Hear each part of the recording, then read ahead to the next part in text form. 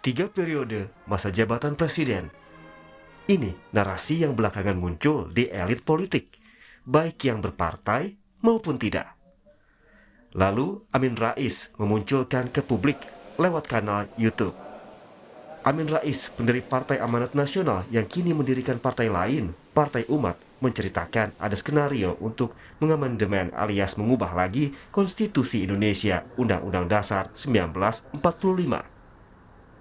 Jadi mereka akan mengambil langkah pertama, meminta sidang istimewa MPR, ya mungkin 1-2 pasal yang katanya perlu diperbaiki, yang mana saya juga tidak tahu. Tapi kemudian nanti akan ditawarkan pasal baru yang kemudian memberikan hak bahwa presiden itu bisa dipilih 3 kali. Tudingan Amin direspons Presiden Joko Widodo. Kata Presiden Jokowi tak berminat jadi presiden 3 periode. Apalagi konstitusi membolehkan jabatan presiden hanya 2 periode. Janganlah membuat kegaduhan baru. Kita saat ini tengah fokus pada penanganan pandemi. Dan saya tegaskan, saya tidak ada niat, tidak ada juga berminat menjadi presiden 3 periode. Konstitusi mengamanahkan 2 periode. Itu yang harus kita jaga bersama-sama. Bantahan Joko Widodo untuk 3 periode menjadi presiden juga diungkapkan Menteri Koordinator Politik Hukum dan Keamanan Mahfud MD. Kata Mahfud, siapapun yang mendorong Jokowi menjadi presiden 3 periode hanya ingin menjilat Jokowi. Soal jabatan presiden 3 periode itu urusan partai politik dan MPR ya. Di kabinet tidak pernah bicara yang kayak gitu, bukan bidangnya. Kalau ada orang mendorong Pak Jokowi menjadi presiden lagi, kata Pak Jokowi nih, itu hanya 2 alasannya. 1 ingin menjerumuskan, 2 ingin menjilat. Saat ini di pasal 7 Konstitusi Republik Indonesia, Undang-Undang Dasar 1945, hasil amandemen ketiga masa jabatan Presiden Indonesia dibatasi 2 periode.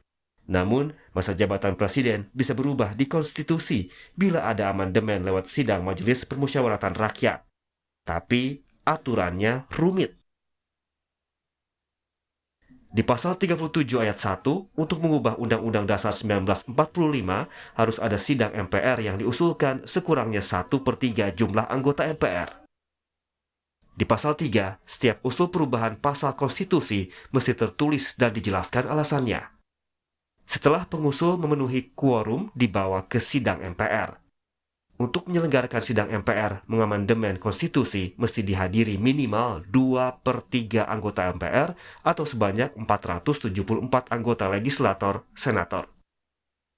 Dan di pasal 4, putusan mengubah konstitusi pun mesti dengan persetujuan minimal 50% ditambah 1 anggota MPR.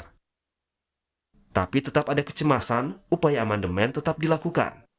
Seperti yang diungkapkan pakar hukum tata negara Universitas Andalas Ferry Amsari. Karena sejumlah elit politik punya keinginan mengamandemen lagi Undang-Undang Dasar 1945 untuk menetapkan MPR berwenang membuat garis besar haluan negara yang mesti dilaksanakan presiden. Keinginan mengubah peran MPR dan GBHN ini bisa melenceng ke soal jabatan presiden. Apalagi dalam sejarah Indonesia, Mas Bayu, dan banyak sejarah sistem presidensil, godaan terbesar dari seorang presiden dalam sistem presidensil adalah menambah masa jabatannya. Pak Presiden Soekarno pernah diminta MPRS untuk menjadi presiden seumur hidup. Pak Presiden Soeharto memaknai pasal 7 itu sehingga kemudian masa jabatannya bisa berkali-kali. Nah, godaan terbesar itu karena memang sentral kekuasaan di dalam sistem presidensil adalah presiden. Sekarang tergantung elit politik yang punya para wakil di DPR dan MPR serta senator DPD di Senayan. Apakah tergoda untuk mengamandemen lagi Undang-Undang Dasar 1945 untuk menambah masa jabatan presiden? Tim Liputan, Kompas TV.